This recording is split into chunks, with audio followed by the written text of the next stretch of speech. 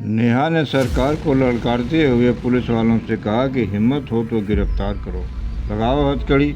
मैं किसी से नहीं डरती, मैं भागने वाली नहीं हूँ। से भाग रही हैं। आप तो कानून से भाग रही हैं, आप नोटिस नहीं दे रही हैं। लगाओ हथकड़ी भाई, आप आके यहाँ लगाइए हथकड़ी मुझे, मैं भाग रही हूँ। आप भाग रही हैं, लगाइए हथकड़ी भाई। जवाब क्यों नहीं दे रही हैं?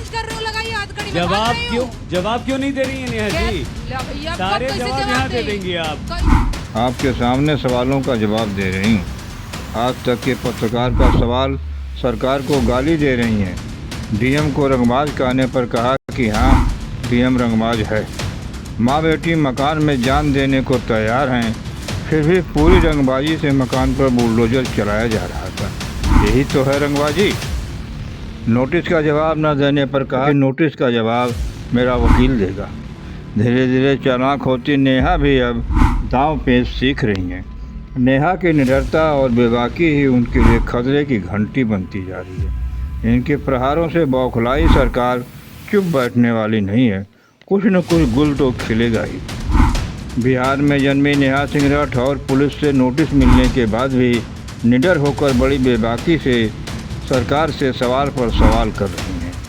यूपी के बेरोजगार युवकों की ओर से बेरोजगार बानी रोजगार मांगत बानी गाकर युवकों को जगा रही हैं। उन्होंने कहा कि वह सरकार से रोजगार मांग रहा है, भीख नहीं। 2 करोड़ रोजगार का वादा करने वाले लोग कहाँ हैं? दिल्ली सरकार बिहार से बेरोजगार बोलत बानी, 15 साल चच्चा रहने 15 साल बब्बा, तबो ना मिटल बेरोजगारी का ठप्पा। आज गानों से लगातार सरकार पर प्रहार कर रही हैं। बीमार होने के बावजूद भी आज तक के पत्रकार के सवालों का जवाब देते हुए कहा कि सब के सब चाटुकार हैं। आज के दौर में जब बहुत सारे लोग बड़े बड़े नाम, में किसी का नाम नहीं लूंगी, एक लाइन से भेड़ बकरियों की तरह सरकारी पुरस्कार पाने के लिए सरकार के चरणों में नतमस्तक। चाटुकारों का नाम पूछने पर कहा कि बड़ी लंबी लिस्ट है, भोर हो जाएगी। जब सवालों के घेरे में लाने की कोशिश की गई तो उन्होंने कहा कि मैं फंसूंगी नहीं। इनका जन्म बिहार के कैमूर जिला के जलदहा गांव में हुआ था।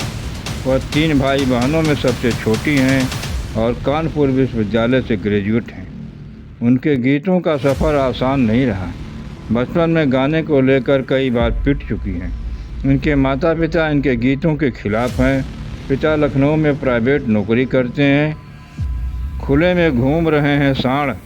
आज गाने पर इन्हें खूब गालियाँ और धमकी भी मिली, लेकिन एक पत्रकार ने ही इनका हौसला बढ़ाया।